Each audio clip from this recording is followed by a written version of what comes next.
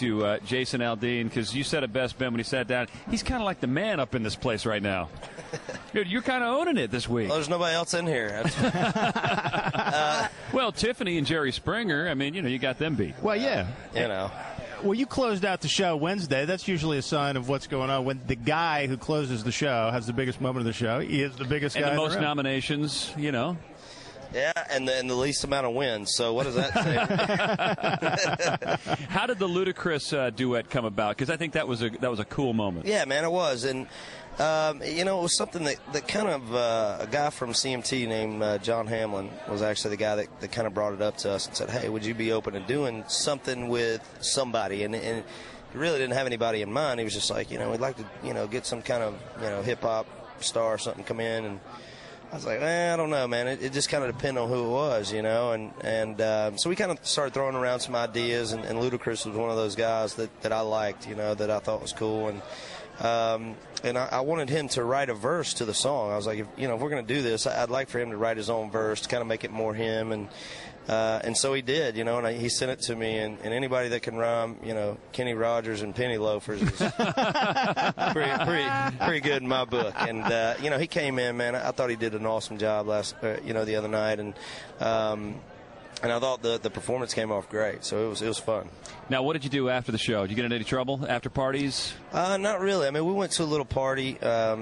We had a couple people in from out of town that actually had some birthdays, so we actually were celebrating some birthdays, and it didn't get too crazy because I had to get up early the next morning. Sure, so, we were thinking maybe that's what happens when you get older. You get smarter. Used to, I just wouldn't have gone to bed, but I can't do that anymore.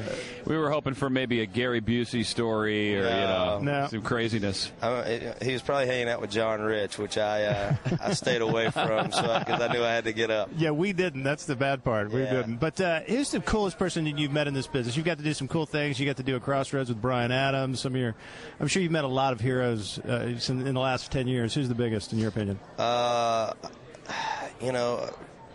guys from Alabama. Alabama is it for me. I mean, they were what got me into country music and listening to it and made me fall in love with country music. So getting a chance to get to know all those guys has been a really special thing for me. And and George Strait probably be the other one. Just getting a chance to, you're such a fan of these guys for so long. I mean, you they're your idols, and then all of a sudden you get to meet them and they know who you are, which is kind of weird. And, but they're just so cool, man. And that, to me, has been a really, really neat thing about meeting some of these guys. Well, you're absolutely right in terms of how humble they are. I remember it was last year or the year before, we were talking to Randy Owen about White Castle hamburgers, how much we liked them. Yeah. He left, went to White Castle, got us burgers, and came back. Yeah, this is Randy Owen. I mean, we're like, are you kidding me? Randy's the man, dude. I'm telling you. I got a chance to work with him on a song. We recut My Home's in Alabama and had Randy come in and sing on it with us, and